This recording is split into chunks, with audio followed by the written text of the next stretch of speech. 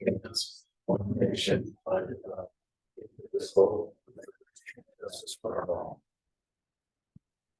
Okay, so we start video. I'm sorry. Roll call. Steve here. David here. Christine Here. and Jason and myself. Ken.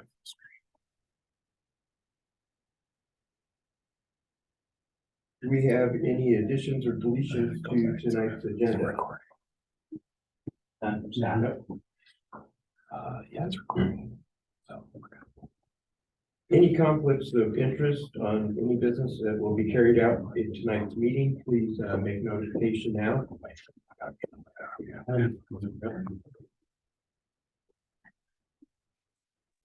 Okay, correspondence. Letter to the board from WFPD employees.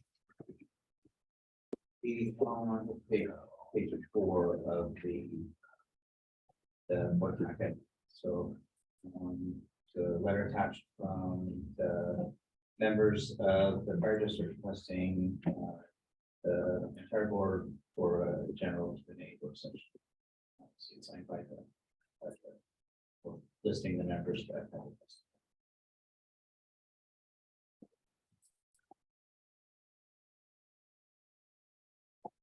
Is there any idea what this is about? It's just a general Q&A. Is there anything in particular that we need to know about prior? That would be helpful to know that? I think it related to the union question, opportunity to ask questions, do Q&A about the union formation, process interaction. We add that to the agenda to set a meeting, or is that already on the agenda? It's not on the agenda, it's a correspondence. We just talked about it during the calendar item. No, good. Yeah.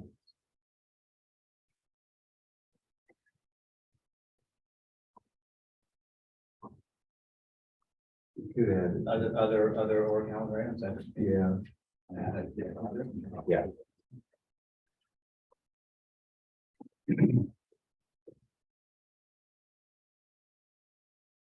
Could also meet with them one-on-one or no more than 2 board members at a time, then, right? Yeah. Yeah. Good. Yeah. Yeah.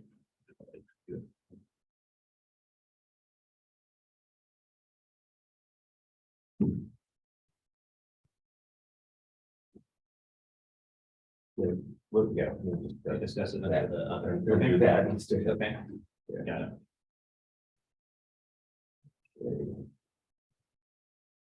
Public comment. Any member or resident of the district that would like to comment on items not listed on the agenda. You may be restricted to a 3-minute limit and you know having to want to speak. So anybody wanting to speak, step forward now. Okay, thank you. Yes, or presentations. None on the agenda from staff.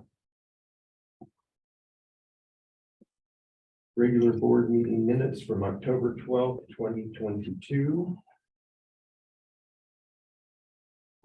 Anybody has any additions or corrections, please make known. Do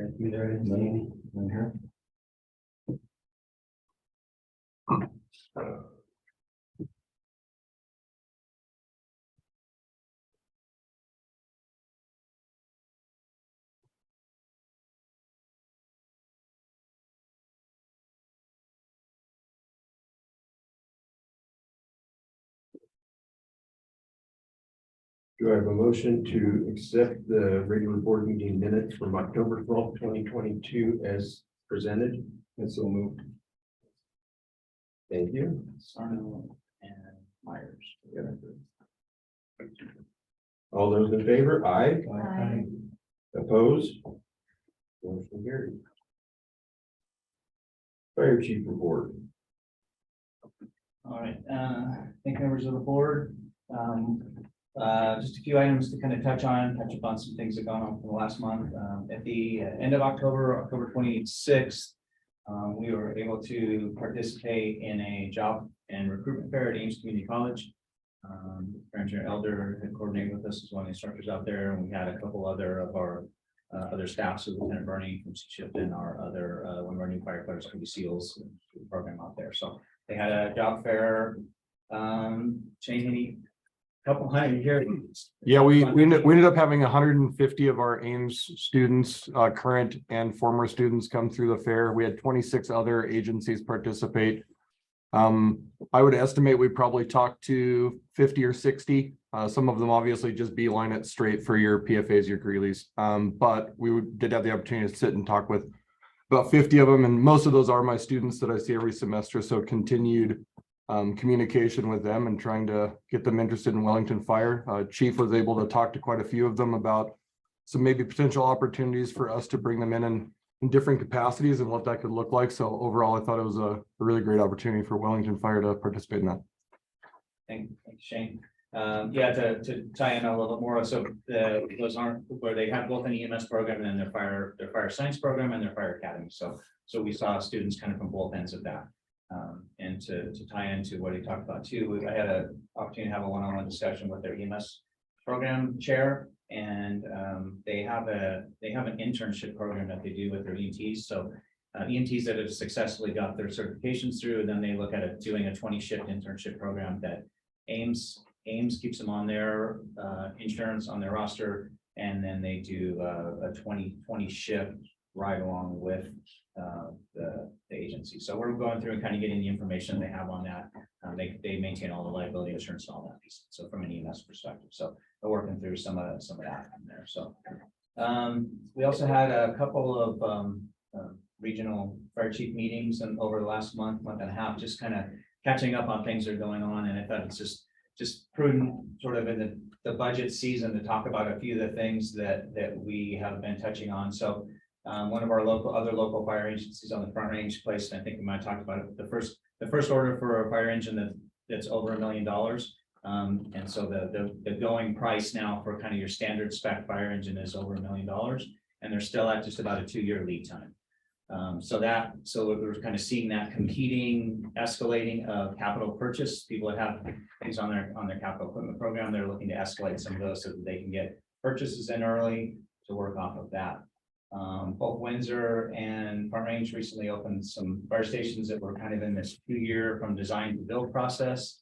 And in the final phases of them, the total cost went up just a little bit over $1 million, but both of them came in for the purchase, not including land, but just for the building price of the both stations at over $8 million for each station. So those are basically built as double unit houses, but no administrative quarters, no training, nothing else in there. So 2-unit houses out of that part of it.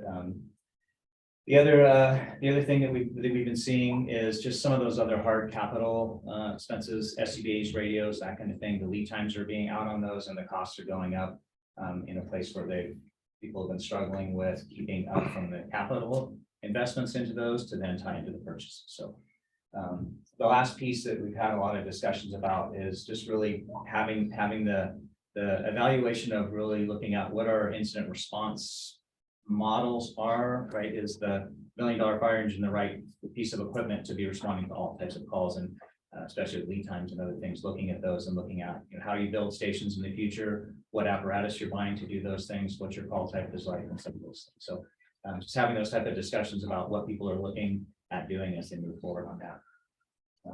With that, if it was relative, we're trying to go through and updating and formalizing the type of reports that we're pulling as far as call volume response. We haven't really been talking about that much really since Rachel's left, and we've been vetting some of the information before. Just a kind of a quick down dirty rundown over the last few years as we pulled some information together. So in 2019, we ran a total of 944 incidents. 68% of them EMS, 4% fire, 26% kind of the catch-all others. Over the 2020 and 2021, the percentage breakdown has almost been identical. That's 60 mid to upper 60 for EMS, 4% for fire, 28 for other. But In 2021, we had about a 7% increase, which was 1,011 calls.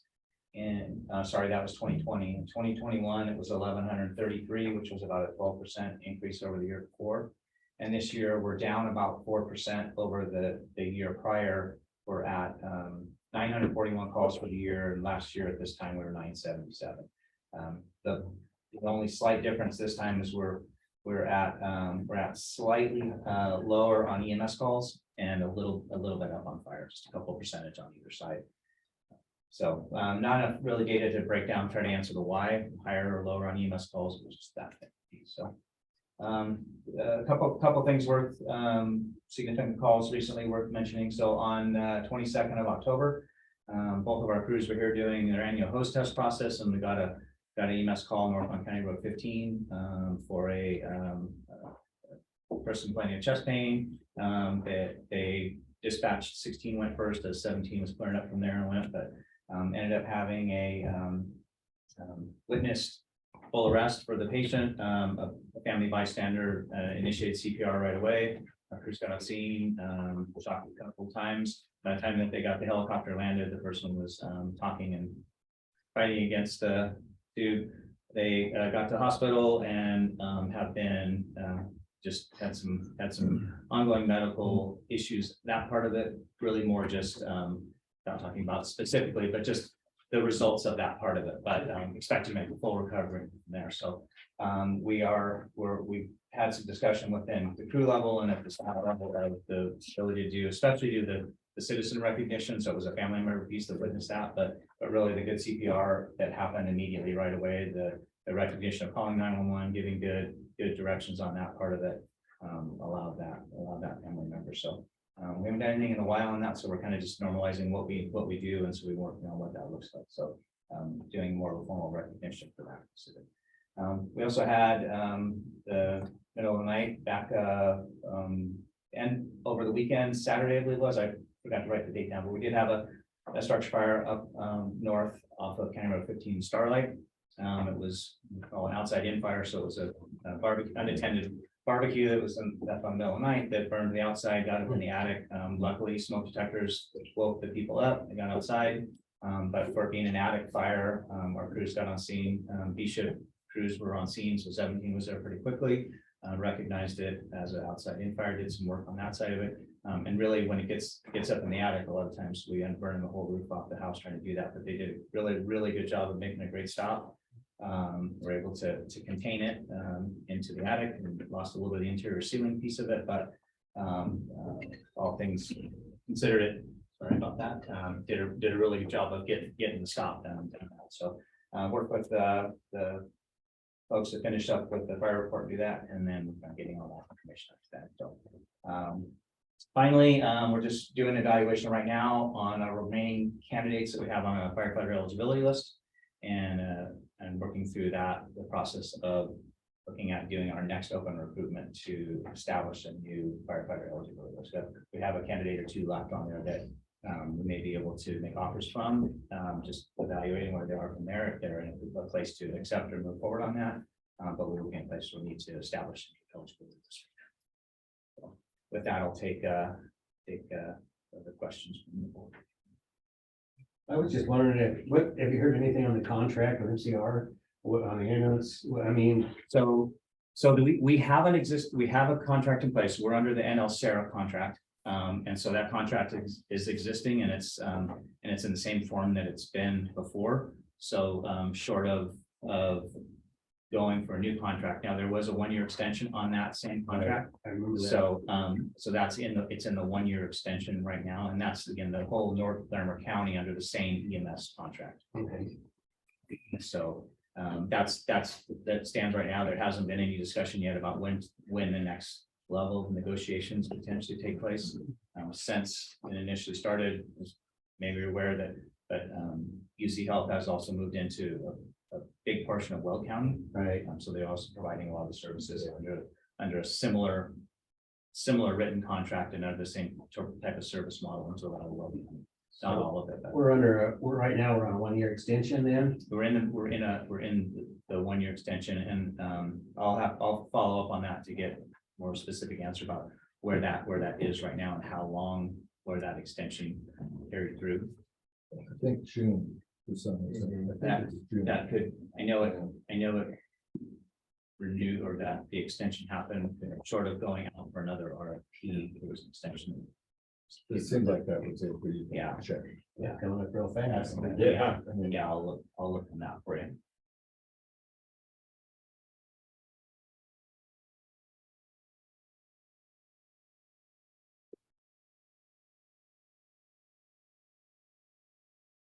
Before I on the in our. Okay. Yeah. Good.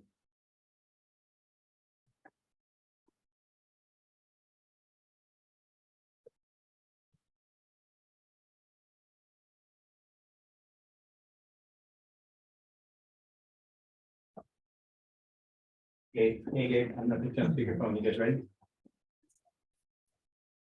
Fantastic. Okay. Go ahead and open that up. So. Yes. Yep. Okay, so first up, we have our inter-district business, our monthly financial report. And So it's gonna be Gabe Yeah. Oldra from James Vincent, and then Gabe, do you have Dominic with you as well? Yeah, I'm online as well. Okay, thank you, go ahead. Chief, President, members of the board, you have the October financial report in your packet. Revenue for the month, we brought in $87,861. We were over budget by 52,000 in total for revenue. A lot of that was being driven by permit fees from the town. We kind of a little bit more than this expanded in the month of October. Looking at our expenses, total expenses for the month were $210,892. We were under budget by $3,900. There are a couple of things I do want to point out to the board. As you will see, capital outlay was over budget by $2,600. That was more due to timing on some turnout purchases. As well as the $10,000 in expenditures under contingency was related to interest on the line of credit. I am happy to report that you have the line of credit paid off as of October financials. We will probably need to borrow again in December, January, as we need cash before we see our first half taxes coming up in the next year. As goes, we're at 3.3 million in total revenues. We are over budget by 314,000. 199,000 of that variance is due to property tax collection being ahead, and then 115,000 is being over on our non-budget revenues. With that combination of those items being fees and then the plan review fees, permit fees that I mentioned earlier. As far as expenditures go, we're at $2,592,000 in total expenses, which is under budget by 28,000 through the month of October. Unless there's any questions, that's the financial report. okay. Thank you.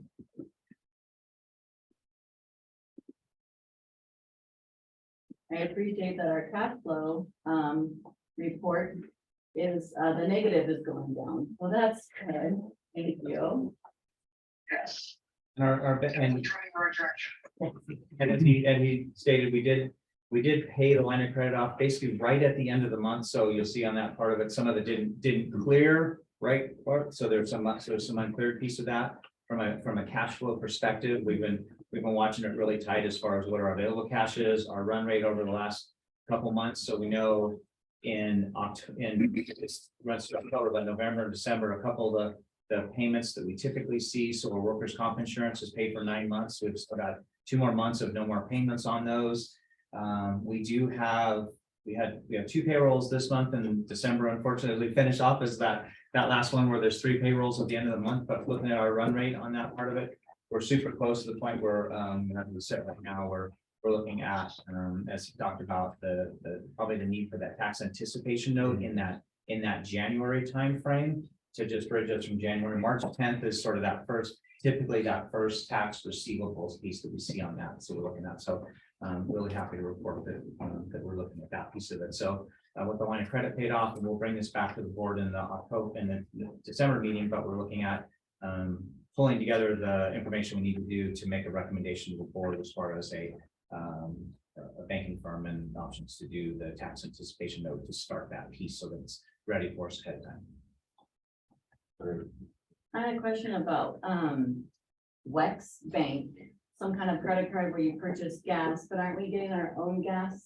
So, well, so that's still for part of that, but there's certain vehicles that are that aren't allowed to use the non-tax fuel. So this is Okay. non-tax fuel. So our staff vehicles and those kind of things, or if there's a situation where one of those vehicles has to get fuel in the other area, that WEX card, and that's really that it's slightly different than a credit card, but I mean, it's treated like a credit card, but it ties directly to the Larimer County Fuel Program. So we use it really just to give us the access to buy fuel at a certain, at a fuel station. But the charge then goes directly to Larimer County Fuel. Larimer County Fuel bills us for the fuel that we purchased on that piece of it. So. Okay, but recently, they charge us even if we don't use it? I think it's 30, we use it every month, and some months we've used, until we did it now, we've used it to the tune of 25 or 30 times a month. And we will be using it every month, even without fuel here, because we have other vehicles that have fuel from fuel stations. Too, so. All the trucks are diesel. So it's only diesel and only non-tax diesel that we have at this station and the other station. So we still have some vehicles that run diesel, but they can't run that non-tax diesel, so we'll be using that. So is there fuel charges on each bill, or are there two separate bills, one with fuel, one with other expenses? No, we get a bill from Larimer County Fuel, Larimer County Fleet Services for all of the fuel. Okay. So we get a monthly bill for that. Okay. And then what WEX is the charge for being able to use that card to actually make the purchases. Oh, so, okay, there's no fuel on the Wex Correct. card. No Got fuel, it. never fuel on the WEX card. It's actually the fueling. It's our license. It's basically, I don't know how, it's our license to use or a service fee to be able to buy fuel. Thank you. for Yes. explaining that. Yeah. That's it. Thank you.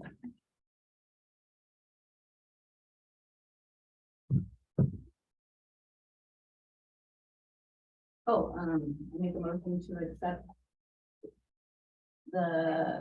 what month are we on? Monthly financial DD, yeah. October. Yeah.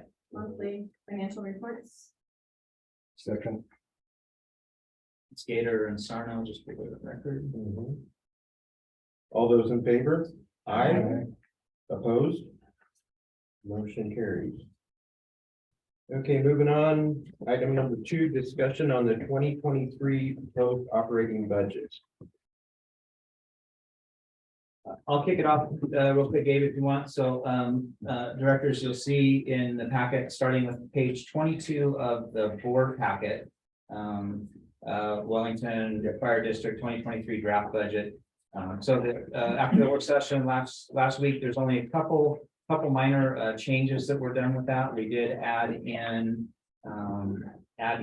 our fire our rehab, and then there was some other slight other revenue piece. Gabe, do you remember right off the top of my head? Now it's not coming to me. Piece. Oh, the facility something. That I left out, 5,000 for placeholder for miscellaneous revenues if we have a refund or insurance claims that come through. Yeah. We added that.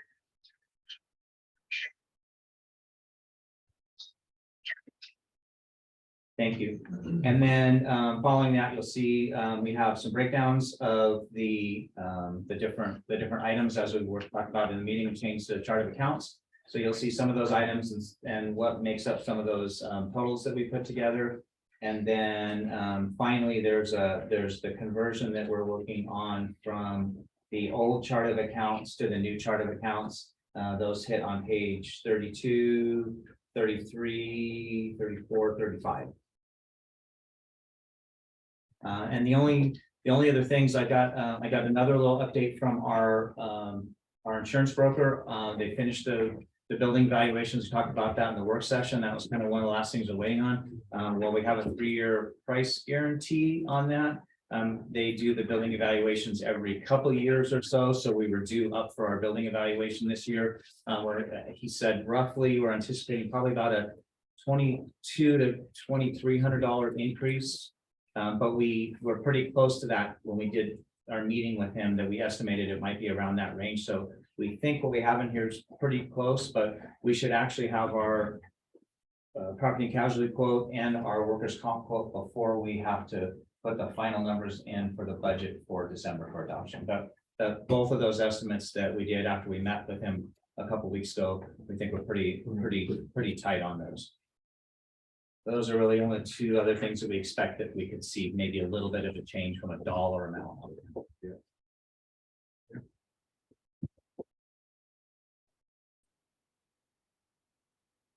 So what's under the contract service? I don't know what it's called now. Sorry.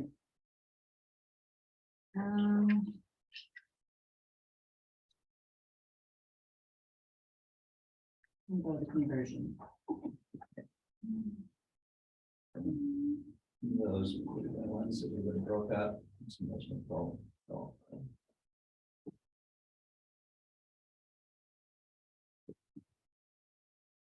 Out of curiosity, when do we pay our insurance? When does that do? Our property and casualty, so that comes, we get Yeah. we get, I believe we get the invoice we're gonna get it in December, and we either believe we pay it in January.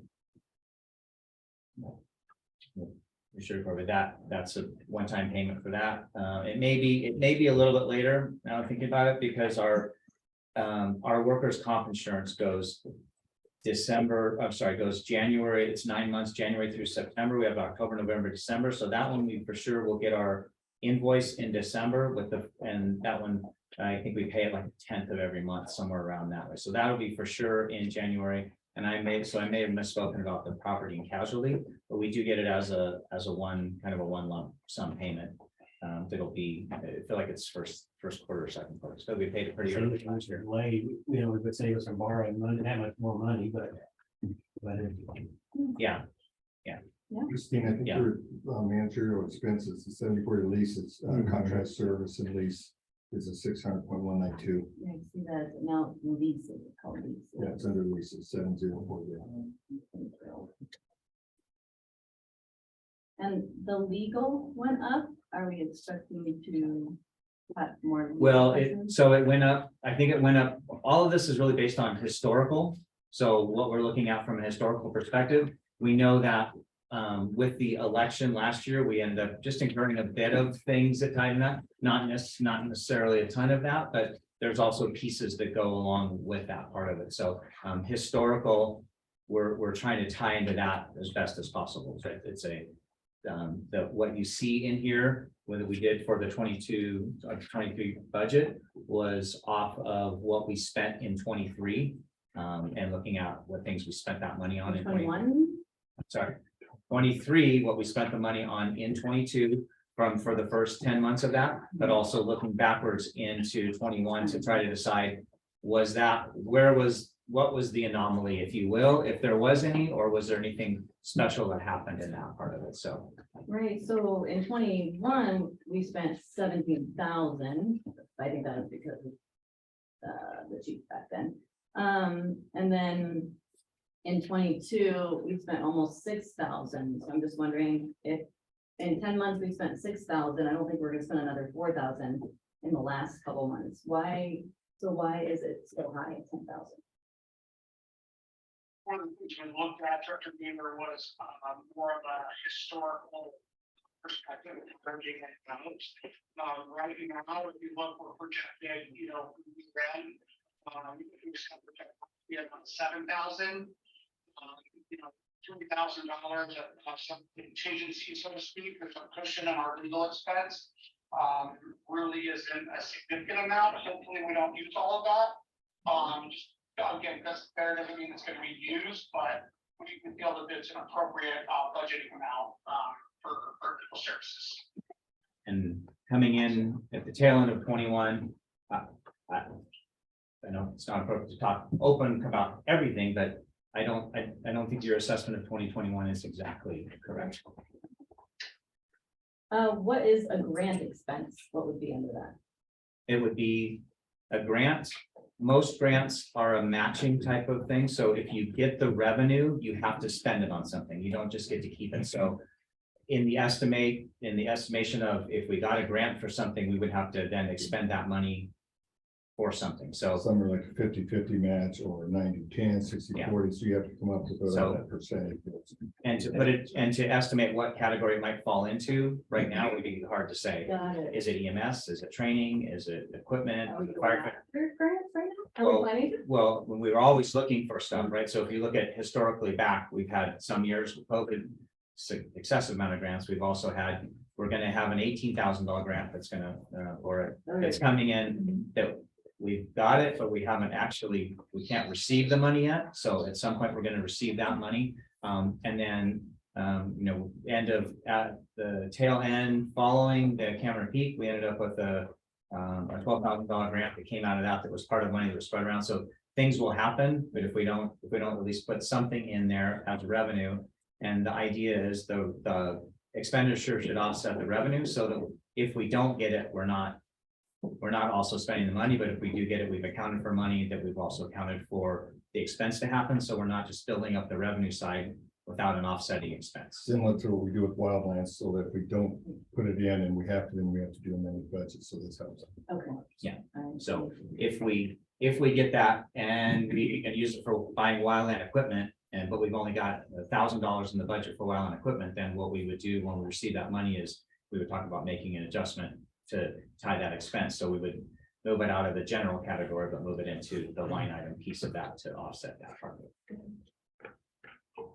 And then the firefighter rehab, since so many things have been moved around, that is just foods for when they're on an incident. Yes, on an incident or they've gotten back from incident, we've gone way past a meal period. We also buy cases of bottled water, so we have bottled water on the rigs if they need to use that in an incident, that kind of thing. So again, it's we looked at historical what we actually spent so far this year going into. I think we're in the $300 range, something like that this year. So Yeah. 250, 220, something like that. So again, one hard to estimate for sure, but I think we put 500 in, I think is what we gonna get down.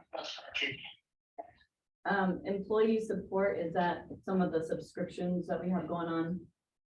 Yeah, so there's subscriptions. It would also be talking about doing recognition. So any of those type of things, any type of recruitment retention efforts, anything that we bought, awards, gifts, that type of thing would kind of fall into that. Also, just other type of things that are tied towards employee recognition or supporting them. Things, somebody's in the hospital, we're buying something to do that, or we're going to do something related to that piece of it that falls into that category. So taking away the subscription part, how much do we have left for those other things that we're talking about, gifts and things? I don't know right off the top of my head. Tell us some of that. Do they know? I think we'd have to Oh. run a tally on those, Okay, yeah, those totals. but you think there's enough? You think there's enough for all those extra stuff outside the monthly subscription? Right, so what we did with that as well is we took what we've done in 2022, where we were up to approximately 10 months, 9 months. We did the utilization kind of on that part of it, and then carried estimating that if that went similar for 3 more months, unless we knew there were some things that are one-time purchases, we didn't include those in. And then historically look backwards. This is one of those categories that we talked about. There were some of the other memberships and some of their subscriptions. Mhm. When we look back in 2021 and we look back in 2020, there were a lot of things that would be not what we need to do or should be doing. They're just other things that fell in those categories that we probably should have been spending money on. And so we've cut a lot of those things out, but trying to continue to make sure that there is something there for those type of things. So And Chief, just to jump in here, the subscriptions are about $1,000 a year, so it's only about 1,000 for those other things Chief mentioned. Perfect, I appreciate that.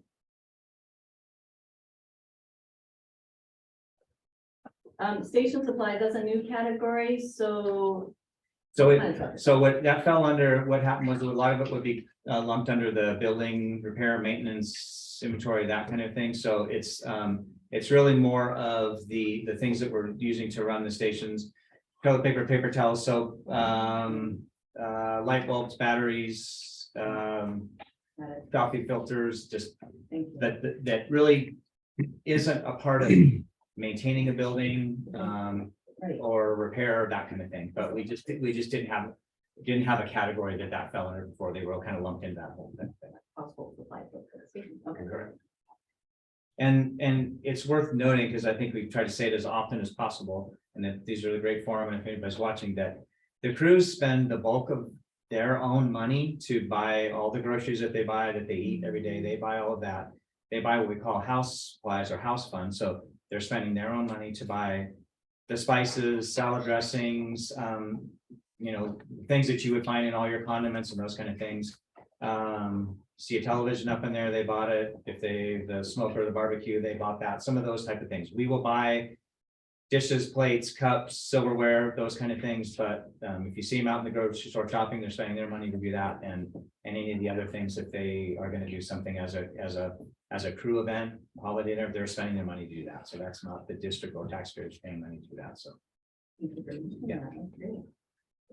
Yeah. So the fuel, I guess I'm a little confused. It went up from both 2021 and 2022, but I thought we're saving money by doing the non-tax. So we're saving money relative to what the price of fuel is. Got it. So, Okay. so from 2018, 2019 into 21, 22, when what we budgeted in 21, and then we saw started happening in 22, the amended budget, or we started, I believe it was the amended budget that we actually really raised that fuel price up.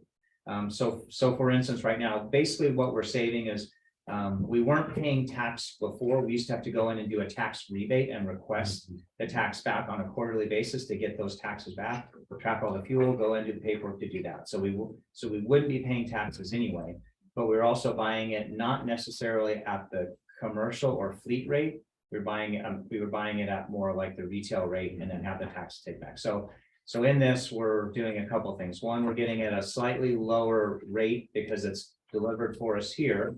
But we're also, the taxes are already taken off of that. So we don't have to go through the process of doing tax rebate paperwork to get the taxes back. And then the final piece is, and it may seem a little, but with like the station out on Waverly, when they needed fuel, they would come here to get fuel. So at 2 miles a gallon on apparatus like that, to come and go get fuel and come back, we were going to use 5 gallons of fuel to go back and forth to get fuel if they weren't already here for some other reason.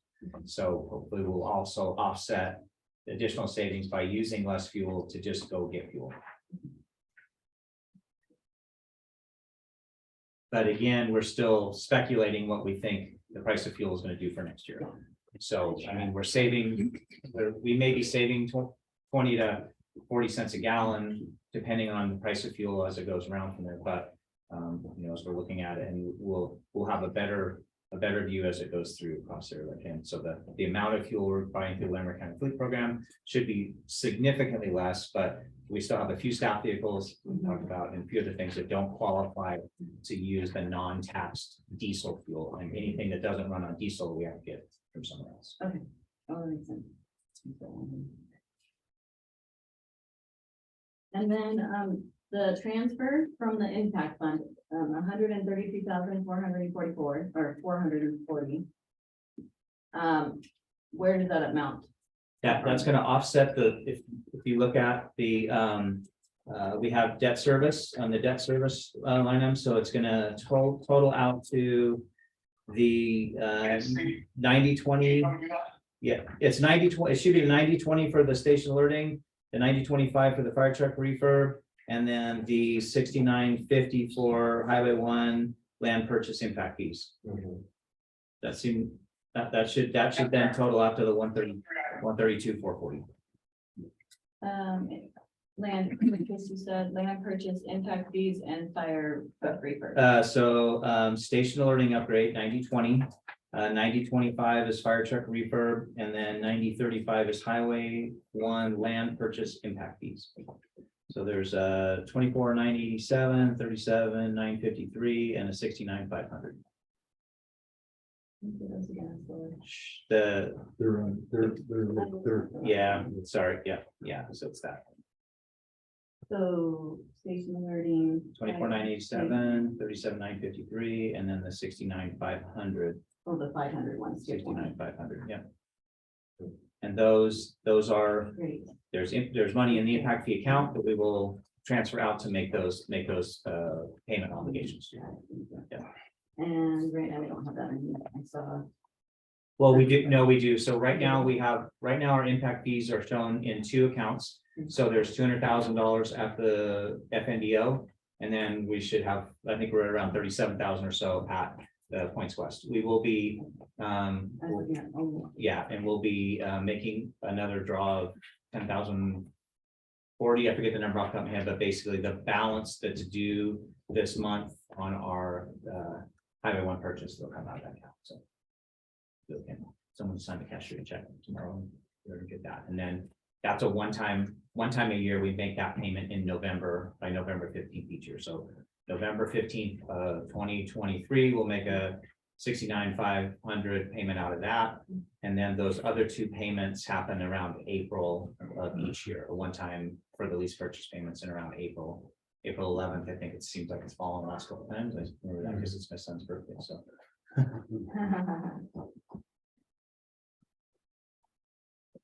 So after adding up all the new, well, the last wages.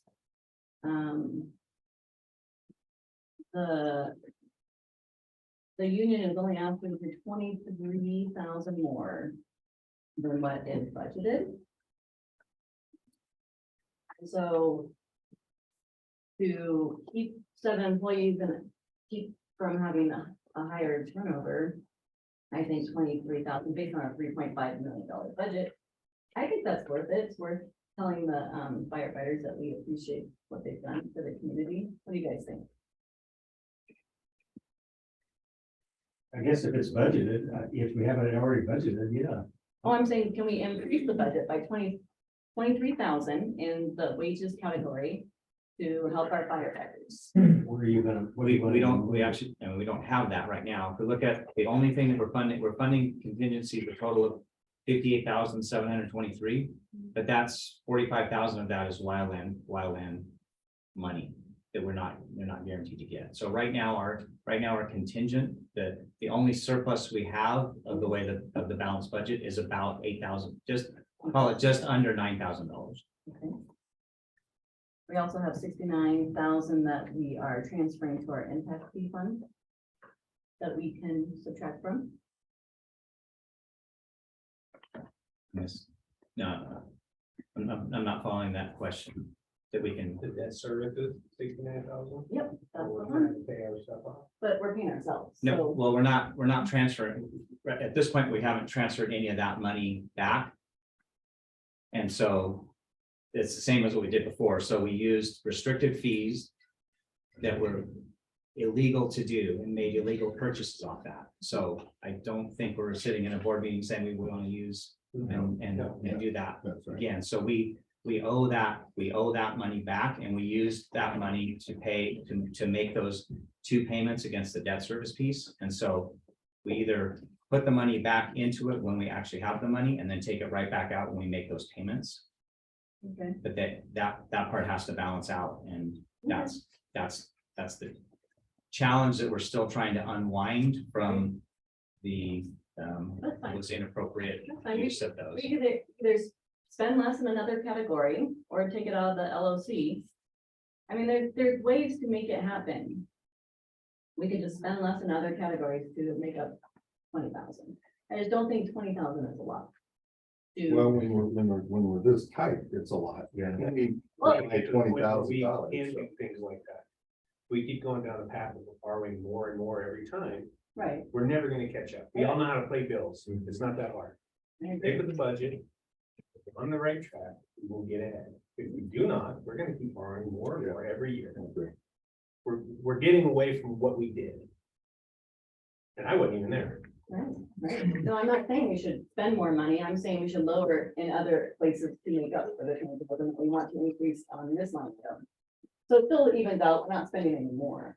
We're just decreasing another. So I'm just asking the question, is it worth it to us to keep a third of our, Well, it depends on where you take it from, I guess. That's the big question. Because We're working on such a bare bones budget right now as it is that. I mean, if you see any extra, well, they said that they increased a lot of things, to repair things. Bunker gear, communication gear. I don't know. That's up to Yeah. Steve as to what can be reduced if that's what the direction of the board. It's not. We set their direction and then chief makes it happen. So I'm asking the board, is that something that you want to consider? To look at decreasing elsewhere so that we don't have high turnover. well, it depends on the elsewhere is. That's That's I mean, that's the that's- $1 million question that's is it. that we, where are you gonna take it from? Well, if that's our direction, then we'll give it to chief and he'll go back to the drawing board and figure out where to cut it and see if it's possible. Now, let's say we have a issue. Now what? Issue. Yeah. blow We up an take, engine. we take it away and we have something. Like a And tire, we don't- you don't have a radio. currently we don't have enough in to deal with it. Even if We don't have it right now. So bare bones means we're bare bones, and we wanna talk about this, okay, we've got, what, 25 firefighters, right? Ish, 18. 18, okay, so you're looking at $1,000 a year. And 7 of them are gonna leave for $1,000 a year, that's what I'm talking, we're talking community. And if they're willing to do that, I'm sorry, we need to get out of this hole, and then we can actually start making stuff happen.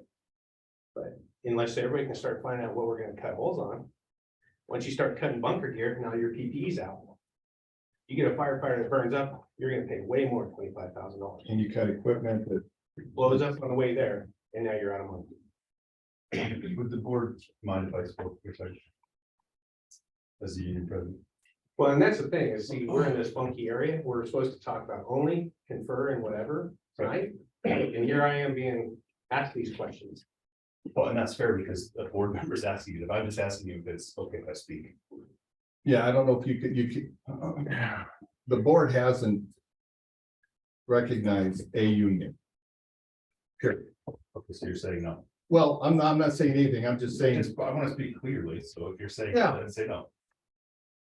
you can speak, but keep in mind that this board has not voted to accept a union. Period. Well, that's. It's okay. So to be clear. The local has never proposed that we ever engage in a contract that isn't within the constraints of the budgetary guidelines of the district. So it's simply, working collaboratively and having conversations to make sure that the contract doesn't exceed budgetary guidelines, and there's provisions within the contract that stipulate that if there are essentially contingent expenses within the district that are in excess of budgeted items, that the contract can be reopened and renegotiated to reduce personnel and benefit expenses so that we weren't over budget. Can I read you a line from our attorney? Yes, sure, of course. Okay, this is from John Camille to us. And I'll pass it around, you can look at it right here. To reiterate, there is no legal requirement to enter into an agreement with the union, and they do not currently have a legal right to negotiate compensation. So that's what I'm trying to say is that I guess you can talk about it, and I know there's a workers' agreement, which is essentially a collective bargaining agreement that we have not even endorsed. So, and so when you talk about it, the union request, I mean, you can request it, but there's no legal obligation for us to even entertain it. Just so you know, where No, and our legal, I do. I just listened to you. And I think there's a difference between someone's legal obligation and doing what's right, and that's essentially what we're trying to. We're trying to make sure that that's what's done for the citizens, it's what's right, Sure. not what's we're legally obligated to.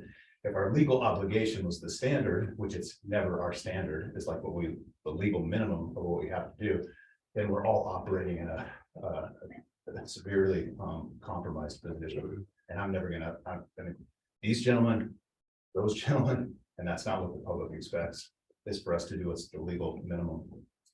Well, I didn't mention anything about legal minimum anywhere. That didn't come in to my conversation at all. You said you weren't legally required to Right. recognize or talk about And- compensation. Right. It's inappropriate for us to even carry on this conversation at this time. Well, we're talking about the budget, and he was trying I don't know to. if you're, we'll put it in motion then, and we can vote on it. As to what That's it, what I would do. If that, I think that's gonna be, all right, I'll try that. Let's, you guys, I have a motion that we increase the wage in general, the large wage category by $23,510. do we have a second? We have no second, the motion fails. 23,510.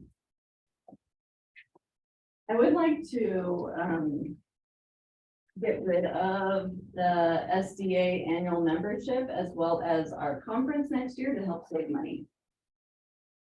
What are you guys' thoughts on that? I think that what do we have in that budget? I don't even know if I can. So we don't budget specifically for the SDA conference? The board.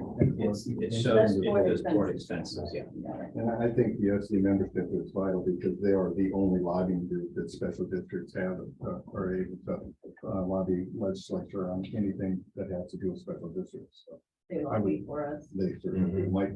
Mike Valdez is the chief lobbyist with SDA, and anything that has gone on to help special districts, he has been with the legislature. So I would think that would be a mistake to do that. Holding on for not going then and saying. No, not going, or the involvement altogether. I think the involvement of SDA is vital. Yeah, this year, the only attendee was yourself. We spent about $795. But if more people go, so we just. Things that we've learned in the past from the conference have been, I mean. Yeah. I've been to one, Sue and certainly. And I think that it's essential for anybody that's new on the board. I went For and anybody it else. was fun. But I don't think it was anything that will help us serve our community. So we can't learn from other professionals like we're hiring the DOE. I learned that from the conference. So I don't see the value, especially if we're bare bones. We want to make sure that we're spending money to serve the community. And if it's not serving the community, if it's just educating us, I don't see how that's But bare bones. it is our only resource That's all we get. as board members that's available as an educational tool. And I think that as we've always maintained, and I feel that we should continue to, that opportunity, if anybody would like to increase their knowledge of what our job is in these positions. So I guess if you want to save money for the district, don't go. You know, Well, there's no charge for the conference, it's just the overnight stay. No, there's a conference registration and then there's hotel fees. So So how much is the registration? A lot of those are on Zoom too, I believe. $325, $375. I don't remember on the top of my head. but it's like with this year's, I've gone numerous years and we're in a budget situation now, and that's why I chose not to go this year. And that's, I guess, what we have to do. The plan. Yeah. Very good. And I think being a member of the SDA, like, I totally agree with Steve, it's pretty essential. When it just boils down to everything that they do for us and the knowledge that they're continuously having out there. Sorry, I just didn't see any direct results from our membership with them, so thank you for sharing what they do for us. And I think it's important too, just to remember, as it sits right now, the amended budget, the proposed budget that we're looking for has approximately a 2% COLA for our members baked into that for the cost budget that we're looking to do for that. It's 40,000 roughly, I gave Dominic still on, which would be the all-in, because it has the offsetting other things for FPPA and so. That's correct. It's for wage and associated costs, with what would be the equivalent of 2%, cost of investment choices. Thank you.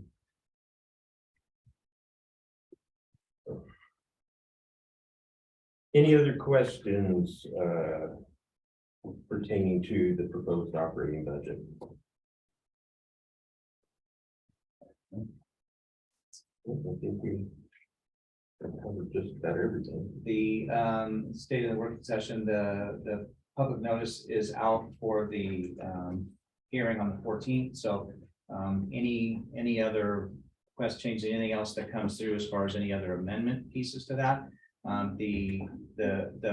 the most current version is available for public viewing in the station, and it's posted on the website with on the front page of the website with a link to the budget. So this document with the slight changes from the work session has not been posted yet. So following the meeting, it will be updated so that the one in the office is posted, and then the one that's available on the link will be this current version that will be updated in there. And just to go back and hit on something real quick, you made reference earlier to the line items that had been increased. And to make it very clear that those items that were increased for specific reasons. They weren't increased on a whim. I'll give you a prime example, and that was the building maintenance. That was increased due to the fact that there has been very little building maintenance done due to budget restrictions over the last, I'd say, at least 5 years, especially with this station. But that's just an example of why that budget item was slightly increased. That's all I have.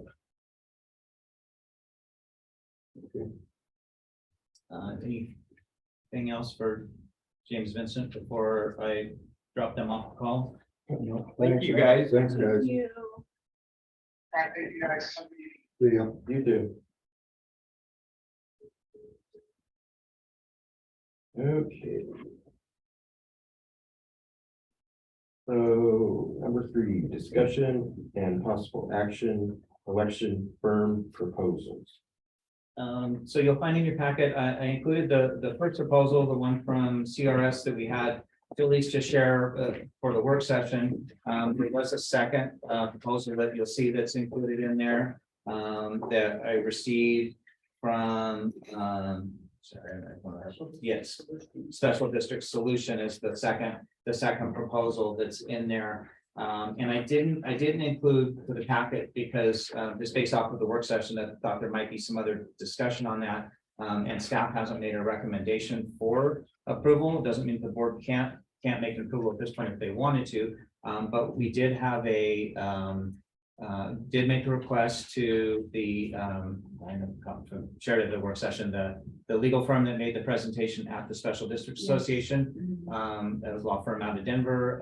They also do some of this stuff. They have a very small pool of clients that they do that work for, and they just acknowledged that they weren't able to take on any other clients during this time. So they were unable to or declined to not bid on it. And then based off of information I got, I did speak to Angela Myers about the ability for Lerma County, if it was not an election cycle, for them to do the work for us. And they said that they declined as well. They don't do it as a whole, that the work that we would need done. They have equipment that they can rent or lease or do some of those things, but as a whole, they're not able to do that. So the information that I got that I shared at the other meeting was that from CRS that there's a few other firms that were out there doing it in the past, but they're just not. They're not doing this anymore. So I would anticipate this is probably the only 2 that we're going to get. I agree. And based off of a question from Director Gator, I didn't include in the packet because I pulled together afterwards, but just the detailed breakdown I shared at the work session, that kind of what our total cost is and what made that total cost for us. For the past election, which was the roughly $13,000. So, and just kind of a breakdown of what those costs how that tally came up to that. And so, and you can see what was cost related to the actual work done by CRS, and then what was cost done for the printing services outside of that. So right now, the staff really doesn't have a recommendation on the two firms. Correct, yeah, so So I I'm understand. just wondering if we Yeah. need to wait before we decide based on what the staff decides. And timing, yeah, and so you can kind of see the costs, basically, if you look at the breakdown. If staff's gonna be doing it, we're not, I mean, if they have a Yeah. preference of one over another, I would rather have Yeah. them feel more comfortable with it. And We're not gonna be doing Yeah. anything. And really, the only piece I And would we can't do one. Sure, and the only piece I'd say would be that you're looking at, again, the cost of the services provided, and then the other hard cost would just be the printing piece. And so really making a determination off of, if you're looking, would you looking at cost piece, what the estimate is to provide the service portion, and then us helping to control or help get some information on the cost. Right. So I was not impressed with the one we used this year, which is CRS. They did not count on site. They drove it to Denver. We had to wait a couple days, maybe a day, to get the results for 350 people that voted. Yeah, I don't like that. And then the fact that they printed 5,000 ballots. I called them on Thursday, left a message, never heard back from them. I called this other person, Kurt, he picked up the phone today. He said he'll have the judges that are here count the ballots on site so that we can get our results that very night, which I think is much better. And he said that we pre-print 500 and then have a printer on site if we need more. I think that's exactly what we need. I do not appreciate the service of the other company. Those are my thoughts. And they're cheaper. Kurt is $160 an hour. And according to all these, it's around $190, sometimes 200, sometimes less, but a lot of it's 190. So. Do they have any references of, I was just curious if they handle any other, Oh, yeah, the special, is in your He packet, all the has references. references that the special districts. A whole page of them, yeah. okay.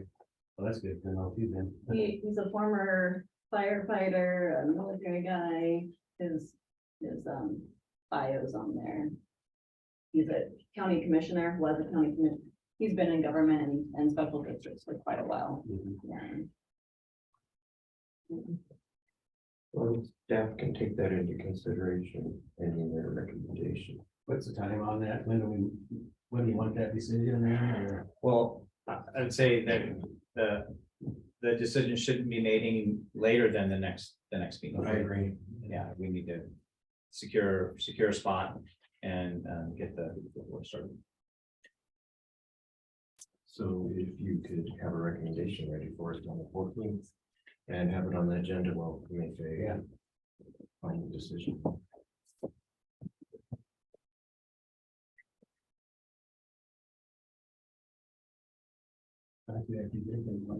Yeah.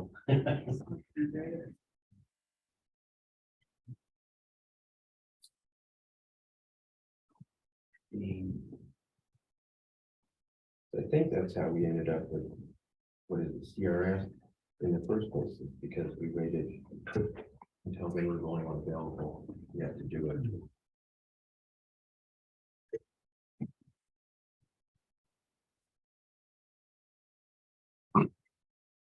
Okay, any other questions, comments on the election? Yeah, I have a question. So, next month, we're gonna vote.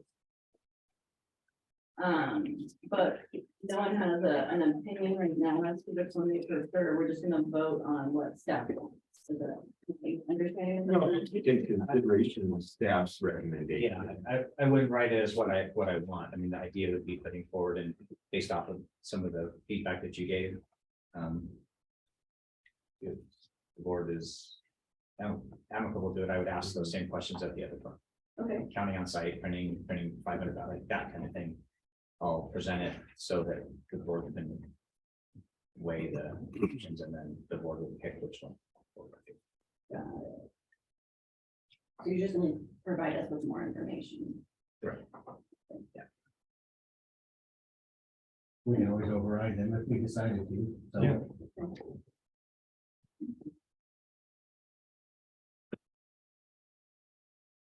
Oh, also, I was talking to one of the judges that were here, and, they were saying the busy time was, yeah, the one that did the election, there's 4 judges. And the busy time was, after school, 3 to closing. And so, my thought is also to save money. I don't know if there's a legal requirement that there has to be a certain number of judges, but having 4 is a little, I think, excessive. So maybe if we can have a shift of 2 judges, bipartisan, in the morning, and then they cross over during that busy time, and then the last shift stays the count, something like that, so that we don't have to pay as much, we can save money there paying the judges. Just a thought, but there might be legal requirements as to the reason why they had 4. I just know Larimer County just has to be bipartisan, which is 2. Yeah, I don't know. I can find out and see it, and I don't know what the total cost we paid for the election judges on site that day piece was relative to the total cost. I do know that just being here most of the day, there are. Someone takes a break for a little bit and does that day. So I don't know how that looks or what they do to get judges. Prior to that was their recruiting and trying to find judges. I only know personally from the last one we followed right after a month after the town election. So. And those are the same judges that the town used? Yes, and. I'm saying and they are, yeah. Yeah, and so I know they were trying to find judges at that time and went through, and so I connected them back with the town because they were struggling to find judges that respond. So then they went back to town, and I think they just found the ones that they used, and that's. Yeah. They asked for, so. And as far back as I can remember, we've always had 4. Okay, I don't know exactly why that is, yeah. but that's what we. I think we have a better, just because of short historical information to go back on, idea of what we could anticipate for this election versus there had been such a long stretch of no elections canceled, some of that kind of thing that going in and asking and talking about it. I don't know that they specifically asked how many. I know they had how many registered voters they had, so I don't know where the decision was and if 5,000 was planned or 5,000 was. That was their decision, not our decision. Correct. Yeah, we did the same thing. We hired somebody else to run the election for us. We helped where we could as far as they didn't come here and make postings. They didn't have, they sent us what we needed to do. We made the postings we needed to do. We made things available to be picked up at the office. We did some of the printing to do that to But they didn't know what the community thought was I don't know. We had other staff that was here during the Oh. bulk of that time, so I don't know if they made some recommendation. And I know the last We time, don't know. which there was a much larger turnout. Several years back that we counted on site, and it went well into the evening, like 10:30, 11. And I don't know that we made that request for that to happen from the other service, so Yeah. whether they were geared for that, or with the idea that even just seeing the amount of ballot drop boxes they left here for us, I think there was an anticipation that they'd have a lot more people show up. So we had two empty secured ballot boxes and one that had just a little bit in it, so knowing the anticipation, if we said around that amount, would they just count and be done with it versus sending somebody up to do that. Right, and it's just more transparency, because if one of the candidates, let's say, has a poll watcher, the poll watcher would then have to travel down to Denver just to watch the counting of the ballots, versus if it's done here, their person who is probably in Wellington can stay here and watch the counting of the ballots. So it's just transparency. Yeah. I would prefer it to be counted here.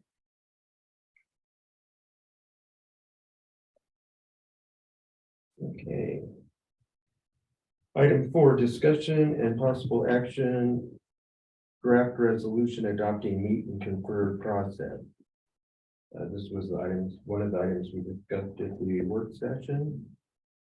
Based off the discussion from staff, I included the same draft resolution that was provided by legal counsel.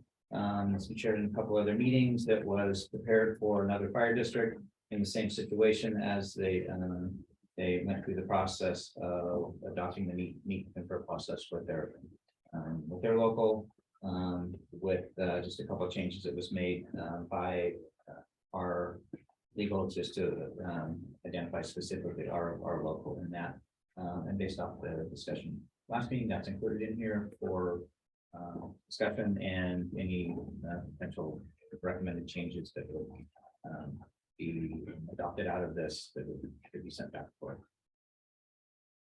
you or boards. Let the board have it.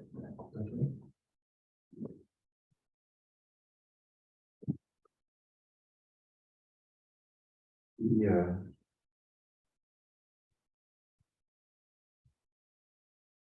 We have discussed also, appointing a committee, a two. Yeah, I've got a comment on that, Okay. or on the whole thing, if I might. Sure. Some things I'd already referred to one of the correspondence from our attorney, John Camille. And if I can read a few things from here, I think it's is appropriate. The main topic was the proposed work agreement. And John Camille recommends that this is essentially a CBA, which is a collective bargaining agreement. And I recommend against providing any indication that this is an option in the near term. This is a massive shift in how the district would operate, would have long-term impacts. As generally, once a district opts in, it would be very difficult to opt out of a formal CBA process. The meet and confer requirement is the only legal obligation that exists, which only provides the right to organize as they wish to request meetings on safety/policy that impact general operations, not compensation. Technically, there is no need to even recognize the union because the meet and confer statute applies broadly to all employees or employee organizations, since it does not provide a right to negotiate compensation. If you look at the actual act, it does reiterate, it is also the policy of the state to obligate public employers to meet and confer with their firefighters upon request to discuss safety, equipment, and non-compensatory matters. I called John, the whole thing about the committee was sort of a concern to me. So I called John today. He was in trial, so I spoke with one of his partners and explained what the situation. And he said that he would advise strongly against any board members being in on that type of committee. Reason being that that a lot of these issues may involve policy, which we shouldn't be doing. And also, if it's a budgeted item, if you've already approved your budget, you shouldn't have to be involved, but that's what we hired the chief for. So that was his recommendation, to have it'd be the chief, and the chief wants to have any of the officers that would go to the chief. And if there's any issues that need to come to the board, then they need that come to the board. Otherwise, it wouldn't involve this board. That's his recommendation. I would suggest we probably follow that. Yeah. Recommendation personally. So, Okay.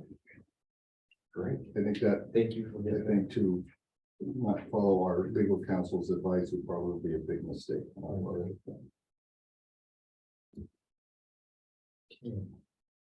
And any board member that wants a copy of that from John. Yeah, I've got all this. If you want that, is a way to clear that item, so.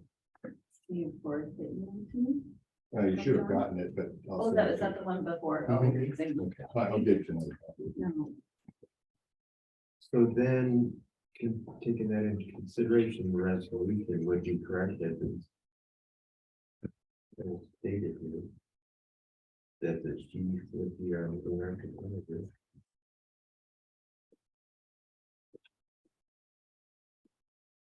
Has everybody read through the resolution? Yeah, I think the most important part is the second line, the second whereas, because it specifically points out what our attorney just had said, what we do and what we're not including, which is compensation. So what is this? I don't understand about us recognizing versus not recognizing them. Does that make a difference that we have not recognized them as a union yet? Explain that a little bit more. Yeah, the attorney, John earlier had said, and also Jake this morning reiterated that once you recognize the union, then the next logical step from a union standpoint is to, he didn't say force, coerce, I guess it was a collective bargaining agreement. And I can certainly tell you from being a union member myself, once you do accept a collective bargaining agreement, it's virtually impossible to get out of it because you have to have both sides agree, and a union isn't going to agree to get out of their collective bargaining agreement. So he recommended doing what the state requires, and that is to only recognize the meet and confer, period. Versus what was the other option? Recognize the union in a collective bargaining agreement, CBA.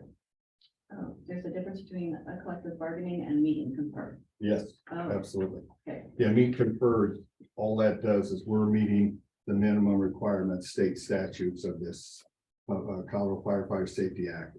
The minimum requirement is that we recognize and accept the meet and confer. Okay. Period. We can do more if we want, but So what was the difference? If you meet and confer, you're talking about things that collective bargaining, aren't you also, I don't know the difference. collective bargaining is money, it's compensation. It's Oh, strictly salary. In the Yeah. Firefighter Safety Act, we provided everybody copies of that before there, they shows the definition, shows the. How the union was able to organize and ties into that piece of it. So the specific definitions and what those are contained within that. So when you see a CBA or collective bargaining agreement, then that's like what the teacher union does with the school district. They negotiate collectively and everybody gets that.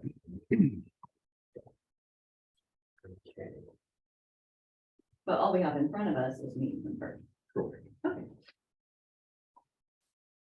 I think that the important elements, it's come before, it's not properly formatted into a resolution that would be ready to vote on. Okay.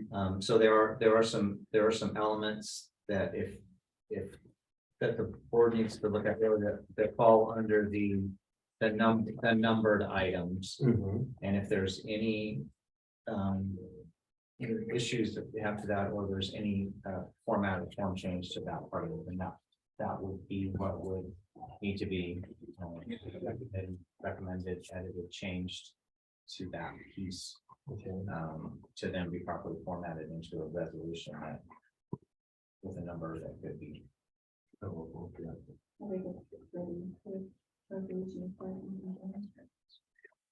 So, Again, this is as it's just a resolution for the board, there's any other options to change or do something, but setting something forward to look to based on further discussions or further information that could be changed. Okay.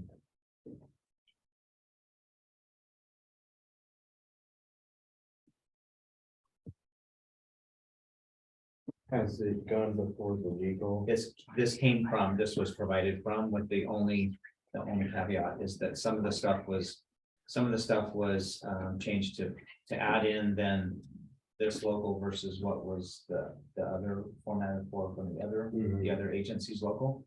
And then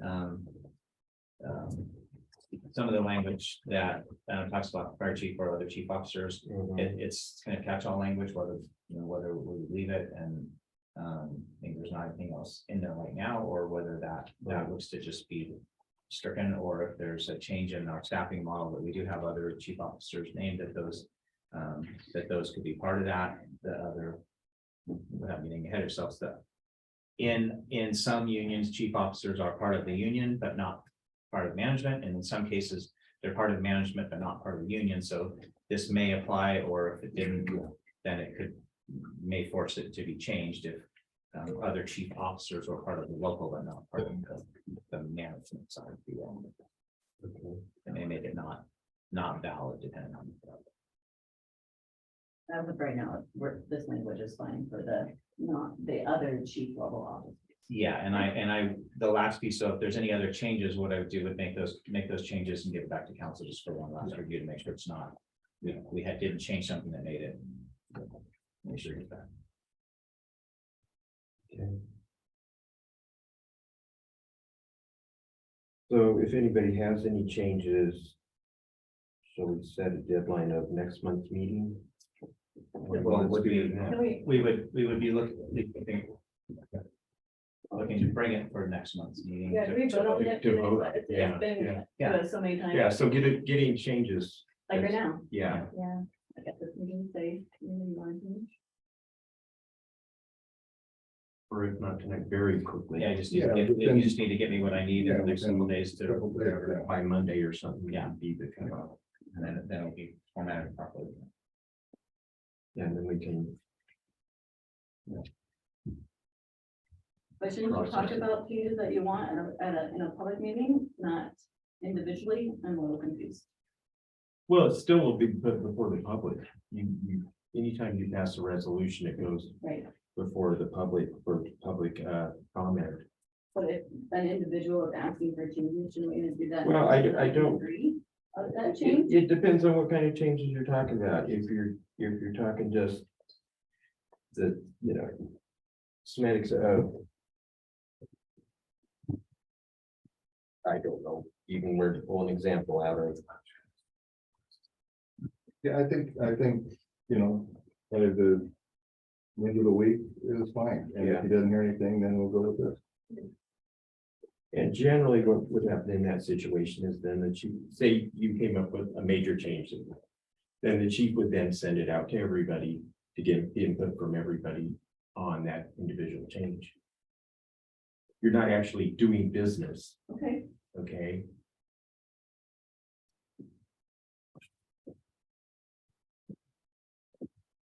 so then if there are major changes, can we come with two resolutions, one with this one, that seems like everyone likes, but then one with the change that one person proposed, so that we can have both and we're ready to vote on whichever one we want. So we don't have to wait another month for it to come back with the correct changes.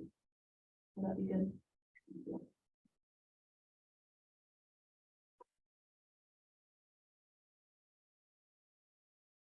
And what if, worst case scenario is it would delay it another month. If it was a major change that everybody didn't agree with. Because again, you don't want to cross that line of doing business other than in the board meeting. But hopefully we'll be able to approve it and process the resolution on December 14th. Just because, like I said, at the work session, I don't want it to appear that we're dragging our feet on this. For no reason, I think that we need to give it the due process that it deserves. Okay, any other comments on that?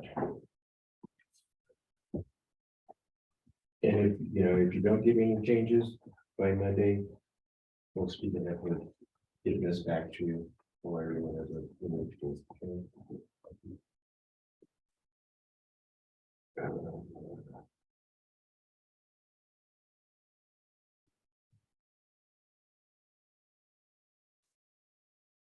Okay, moving on to board discussion items. Board process for responding to questions during public comment periods. You have a comment on that, Chief? Oh, well, it came up at the tail end of the work session about some things that we talked about the during public comment is that it's public comment period. Oftentimes there's question asked, and so there's been some questions asked during time those and how the board wanted to, or if there's a way they want to address that. In our bylaws, it doesn't address specifically to public comment or responding to or how to address public comment. So there's not necessarily guidelines that are set forth right now for that. So What does the town do when they have somebody come up and speak on an agenda and ask a question? How do they handle it? They sign in with their email and sometimes Patty Garcia, the town administrator, will answer their questions via email, respond back to them. It just depends on what they're asking. But they don't respond to all of them, or they don't have to, or how's that work? I mean, They don't have. No. do they, can they I think he respond? knows better than my husband. Oh, no, I can answer that question. Oh, you were here. So quiet. So the typical process we talked about, we haven't engaged it fully, is that questions can be brought to the board in comments. The idea was to have the mayor then bring those back at our next meeting and say, hey, here's the answer to the questions. in certain cases, so for example, last night we did have one individual mention something we didn't know, so the mayor did actually ask a couple of questions of that individual. That's kind of at the mayor's discretion. Us as board members, we're not really supposed to get into back and forth. The mayor can choose to ask them questions of the public if he desires. Typically, we'll take the public comment and then have staff follow up as appropriate. It's kind of, our board has left it at the mayor's discretion if he wants to engage with the member of the public. Thanks, John. Yep. So I would think, I would like to take the question in, we can write it down and have it by at least the next meeting for him if we don't know it, or if it's not a simple question or something. Because I think I'd like to just say something. Yeah, it gives us some time I to. like the idea of the email too, because Yeah, that's a good It idea. works good too. then you can get a paper trail. Yeah, I think that's a good idea. Yeah, and I think just as let's try it as a.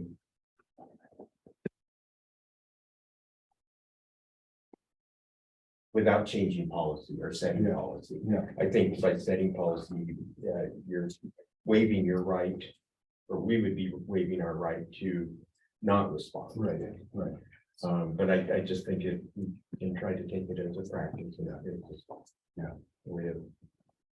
Things on it. And we could put it in the thing saying, hey, when we're asking for public comment, if you have a question, it may not be answered today. Yeah. But we will answer it. Yeah, leave your email address. But We'll get- time that and we'll follow up. Name and just like name and email sign in, do they name, address, email? So what we'll do typically is we ask for name and then area, either address or area, so they can give us their specific address, or they can give us, hey, I live in downtown or I live in Buffalo Creek. The email address is a good idea if they want to get a response. Some people might not feel comfortable putting that out on a public document. So what you can also just say is, hey, connect with the chief after the meeting and make sure he has your email address, and we're happy to. Something like that. It's however you want to do that. Our town administrator has cards, so she'll just give them a business card at the end of the meeting if he needs to. Mhm. And that way they can email her and she can get a response to them. Let's do that. Okay. And respond by the next meeting if we want to respond. I think Yeah. That's great. Yeah, you know, most questions. It would probably be pretty hard to respond right there on the spot. Yeah. Too, and And be, sometimes you don't. be able to be necessarily accurate. get it, Yeah. Yeah. And there's probably some questions that would go so in depth that it would be. Yeah, well, it would require a lot of research. Yeah, that's right. You know, what did you do in 19? Okay. Next up, EMS equipment. This was asked to be added to the agenda at the tail end of the work session. This is just direct response to a question that was asked. And I believe it was the last meeting. We've had a couple meetings, feel like it's, I think it was the last regular board meeting. And so I shared with the board an effort to figure out how I wanted to answer that question. And then this is a copy of the loan agreement that's in place for that. Yeah. For the equipment. So this just has the details. This was in the fact that this was not brought before the board at the time to do the loan, so this was the decision was made on my part. Yeah, and there's a duplicate set of these same items, but this is still owned by us and under that with the agreement written. And the step was at the time that it has to be returned if we make that request. Is there a reason that we don't charge them on the government? No, we didn't. I didn't address that piece of it. We've done, as we shared in the past before, we've been resource sharing on both sides in the sense of we go to their calls and they need us, they come to our calls, we there. So it's just another community public safety partner. That could be something that could be approached if that was desired. They've assumed all the any maintenance, repair, damage that will cost from that. So. Right, just, we're low on money. So, like, I think I've heard that if we go train at PFAs, we have to pay a fee. So, if they use our equipment, we should be charging just so that we could be collecting some extra money that we really need in our district. So if we're gonna loan out the equipment, maybe some extra money by, collecting.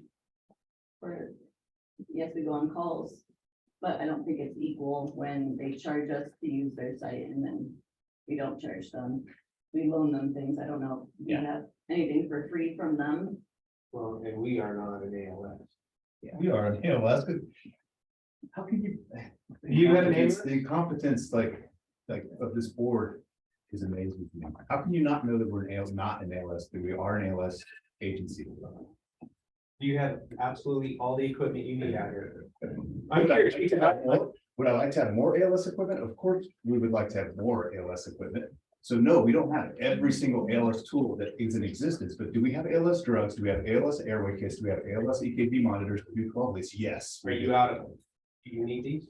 Are are some of them expired? Yes. No. Some of our ALS drugs are expired. If they're expired, that's the thing that need to be brought up. And they, Okay. and so if equipment fails, do we have replacement equipment? That equipment, How come we don't do the? Back plan- on, I'm kind of curious, so I know we're off topic, we can talk later, because we used to trade off with PVH all the time, if it was out of date, okay. but we can talk about that later. Chief, can you give us any additional background on the agreement? It just, at the time when we downsized with our, a couple of our other staff, so specifically, our lieutenant that was, generally running out of our RAM. That equipment was pulled, we had it set aside, we had, continue to have one of those, units in service, we had, two paramedics that are on staff, so if one of those paramedics were both on duty, then it was, the equipment that we had was being put on the apparatus when they were on duty, carried with them when they were on duty. The other gear had sat for a bit, and the request was made, this paramedic now was hired by Laramie County Emergency Services and was staffing and doing some of the same services that they were kind of doing with here. So backstaffing behind SWAT, being a SWAT medic, kind of their tactical stuff and tactical EMS, and responding on wildland incidents in that same incident and as a paramedic capacity. So the request came to say with that equipment that we have, if that could be placed in service on their apparatus with that paramedic that was running that, and just on a loan agreement to have that in service. And so that's what started the discussion about that. There was the agreement that was drafted up, went through their LCSO, through their command chain to see if they were willing to take that equipment on as an agreement, and they agreed to that part of it. So that's how that started.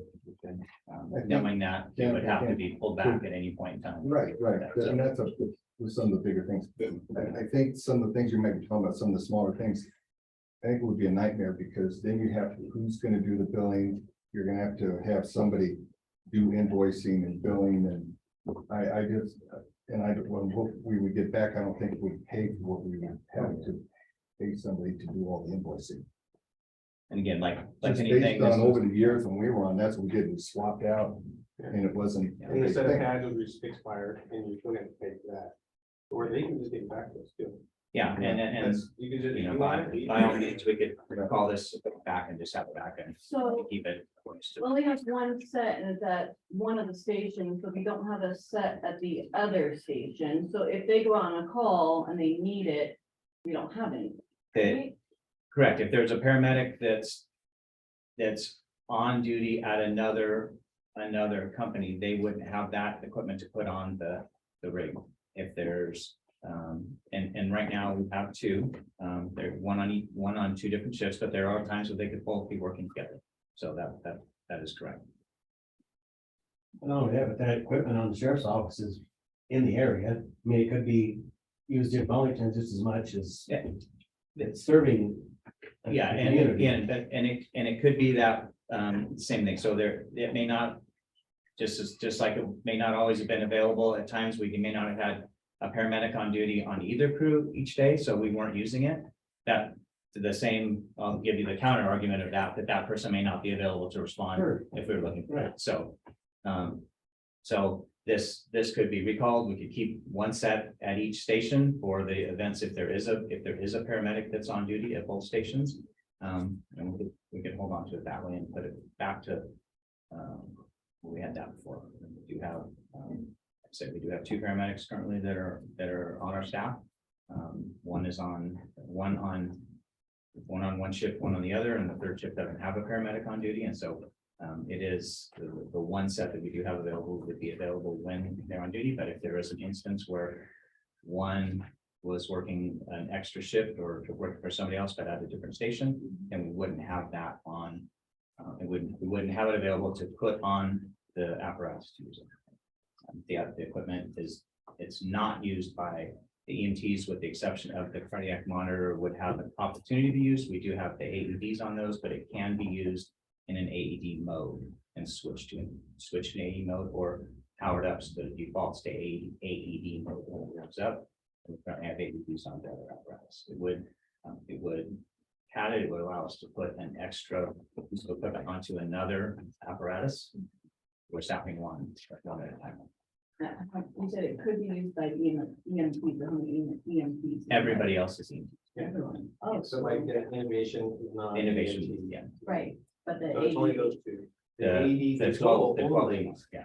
is the only one. The AED we have can be used for every EMT. We have other AEDs. or things? Yes, yeah, our other, It's not this unit that is like you shotgun, you are an ALS and you do this. That's the difference. Ours are made for EMTs and anybody here. Got it. It'll shock a rhythm. And we have several of those. Yes. But these particular items, This is all ALS stuff, right? yes, and we're limited with personnel that can actually use these items. currently we have 2 on staff. Okay,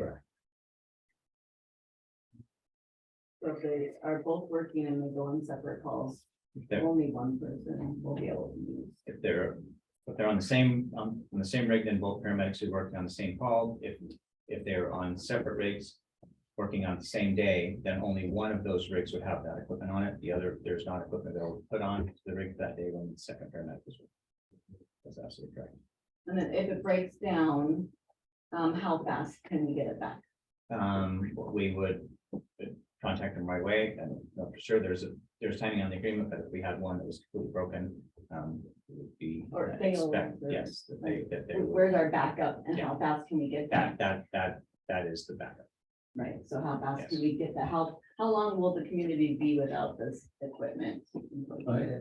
Everybody's front on it over, it's gonna be a long time if it needs a. Yeah, but getting this one back, it would be me making a phone call and saying, can we have this back? And now, But I have it the back that night, community, next day. the community is still getting, we still have certain areas that EMTs use. We still have AEDs that are still used. So we have multiple things that are covering this. This is only an ALS coverage, like the laryngeal strokes and stuff like that. So we will be able to give the community what they need. Okay. Otherwise, yes, EMT ways. Might not be an ALS way, Got it. Second. but Yes. there's a way.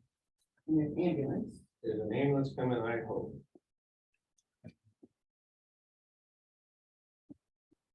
Sounds like you put a lot of thought into that before you made that decision, anyway. Yeah, I mean, I didn't, I'll be open, I didn't talk to all staff and, and do an assessment from all staff and weigh all the potential pros and cons, so. Yeah, that didn't happen all at once. So.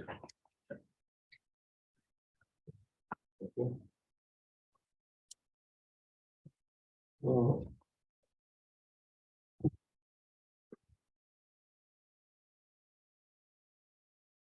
And I think with the discussion that's around on that, it's appropriate for me to follow up with them, talking about what they've been using, have they used it? Have they been in a place where they feel like it's been advantageous to them to have that? Or has it been driving around the back of their truck? And Right. it's appropriate to say that, that the loaner period, the trial period is there and would be more better served for not using it than yeah, come back to us. Flip side, they might have saved 5 lives. Keep that in the body.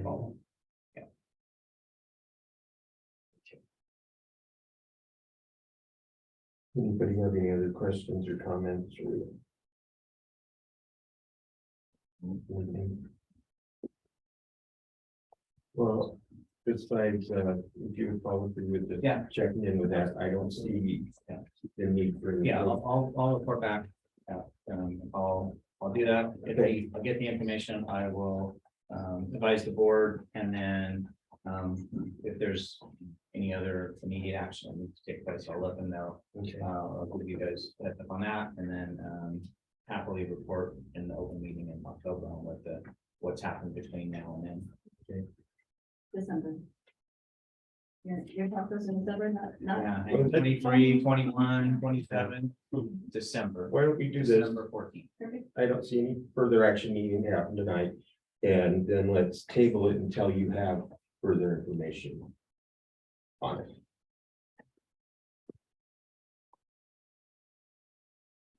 And I'm sure that'll be as soon as you can. Yes. It might be October. Yeah. We'll do it before then. Yeah. Okay. Next up, we have family medical leave insurance program opt-out process. So this is, and probably saying opt-out is not necessarily as appropriate from there, but, so the, just a background story. So this is really, there's a lot of information for the board. Starting on page 55, there's information on the family medical leave insurance program that was adopted by the state.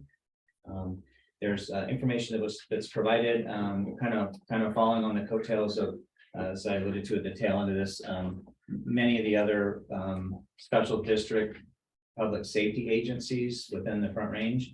But this is a program that was adopted by the state and goes into effect in January for fee collections, but becomes available in January of 2024 for individuals to use that. It's a short-term sort of talks about some benefits to disability, injury, and other things to cover on that.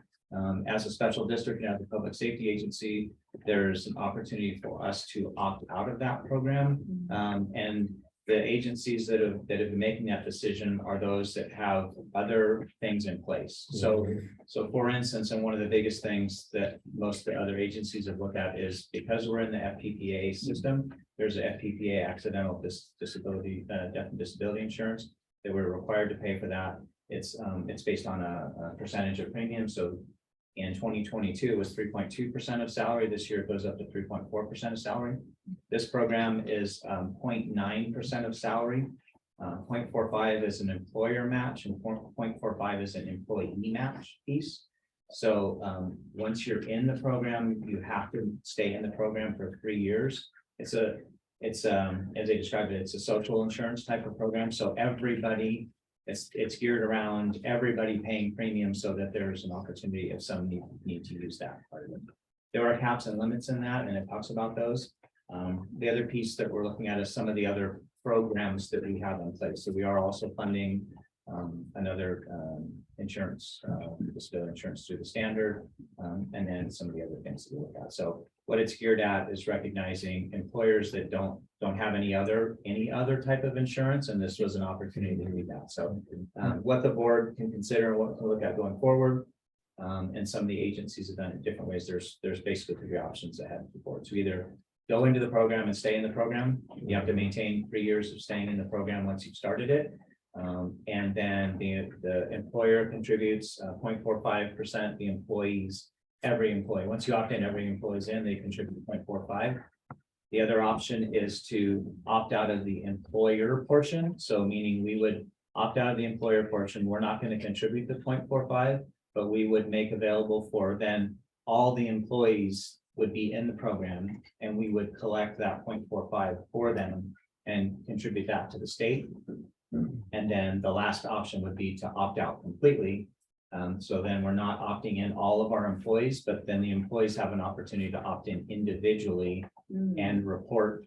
There's an earnings reporting that goes on every quarter. You have to validate the amount of the earnings are so that you can validate the correct 0.45% or 0.9 total contribution. So if you opt out completely, then individual employees can opt into the program as an individual. And then they would self-contribute that 0.45% of their salary, and they would self-report that, their salary every quarter so that they're contributing the correct amount. So the information, on, a few pages here from that, and then there's a bit more of a guide, kind of talks about what it is and what it is. So Your second option was we opt the employees and then they don't have a choice. we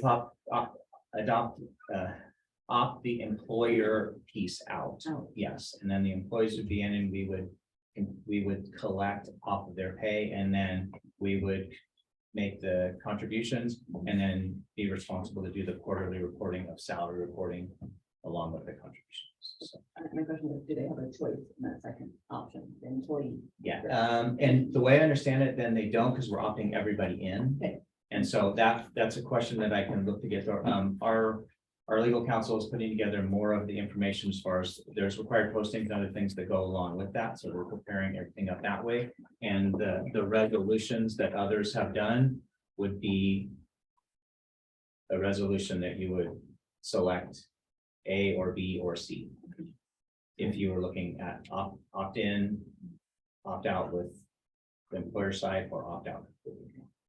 So I'll So make it it, looks I'll like make it. then for us, you're gonna contact legal counsel and then So we they- got this and then we can act on it on our next. Yes, so there's a posting that we're required to do before if they're desiring to opt out. So we'll do the posting, but then they could still do the vote a different way. But the posting has to go out ahead of time.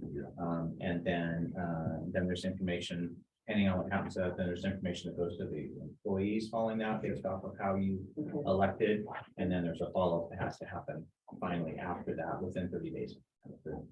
But our, what are these called? Benefits are much better than the state. Well, so that part of, we're doing that already, and some of them are required to be that, then, yes, so then the other piece of that, the limitations on those, they're, like the FPPA, accidental disability, death and disability, first is a higher limit than that is. And then there's other sliding scales on what the maximum available to them based off of their salaries are, so there's additional, but there's no requirement unless we opt into the program for the employees. That's correct. So it'll be on the agenda for next month's meeting. Correct. Okay. Yeah, there's a link to the website that has more information on that. I know that some opted out. Yeah, and that's what, there was a lot of, most of it seems like most places that are offering some disability payments that they're paying for have opted the other way, really geared out ones that don't have any other program. Is there a deadline for us to decide on this? Yes, January 1st. So that. Yeah. We have to decide next. I was gonna propose that we do it Yeah. in January, but Nope. We won't be deciding. Okay. Yeah. Okay.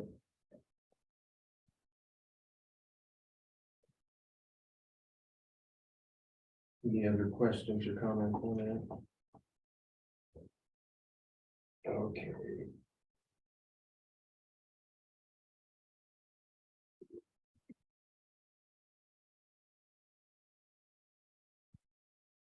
Other.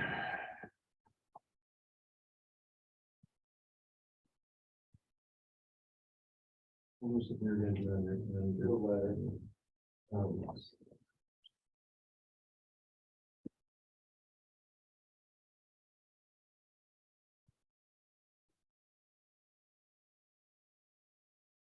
Well, do we have a general consensus that we need to?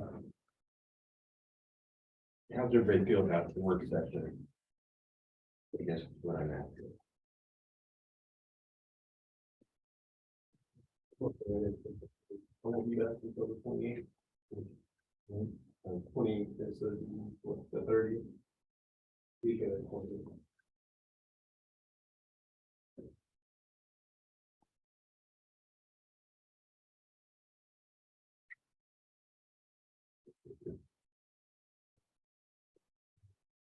What's everybody else input? Available on 30th. Back in November, right? That's what you're saying. Yeah. Yeah, I think that was. What time on the 30th? Yeah. For 5 o'clock. Five, I don't know. Yeah, just Five. 5:01.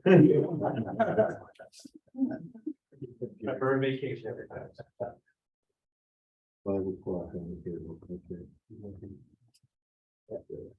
Here at station 16. Yeah. And I think we want to set some time parameters as to how long of a session or just leave it open.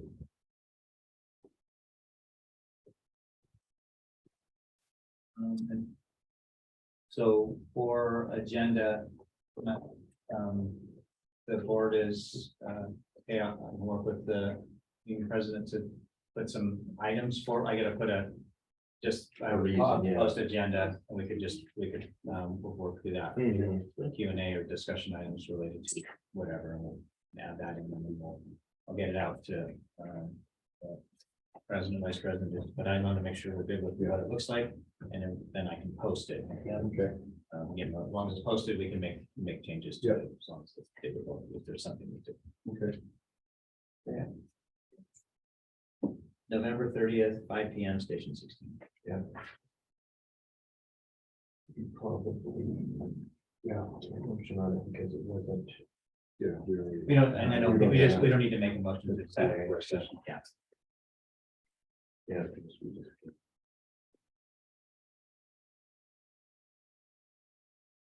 And it may be specifically for the discussion. Mhm. May I make one comment to the board real quick, just as a member of the Wellington Fire Protection District. We came to you as members of the department, not as a union for this work session. So I ask that you please just come into it with a very open mind. They're just questions from the employees, not coming to you as a union. So these are the. That's a good point, thank you. Yeah, I was it was as wondering that. employees, yes, thank you. Yeah. To point that out.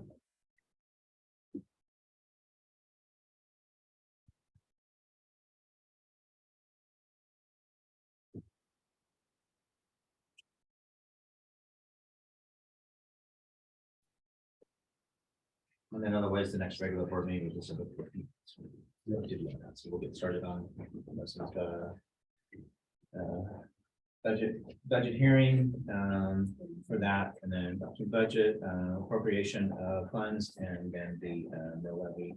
We'll have this, and then we anticipate probably having something relative to the tax anticipation. Yeah. So probably some of the main items. Pension board, thank you. Yes. Pension board. Okay. Calendar item? That's it. Those are the two items. Those items. Right, okay. Our next regular board meeting will be December 14th at 4 PM at station 16. And I should have, thanks for calling, remind that, it will be the pension board meeting starting at 4 PM, and then the regular board meeting will follow the pension board meeting. So I'll make an adjustment to make sure it's posted correctly as we go. Great.